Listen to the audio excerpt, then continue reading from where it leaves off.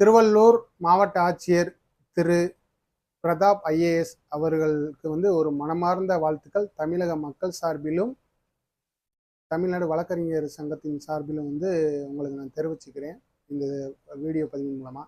ஏன்னா நீங்கள் ஒரு இளம் ஆட்சியராக வந்திருந்தாலும் பல பிரச்சனைகளை நேரடியாக மக்கள்கிட்ட சென்று களம் கண்டு அந்த களத்தில் என்னென்ன பிரச்சனைகள் இருக்குது, அதுக்கு எப்படி எப்படி தீர்வு காணலாம்னு சொல்லி நல்லா ஒரு உத்வேகத்துடன் சுறுசுறுப்புடன் இருக்கீங்க.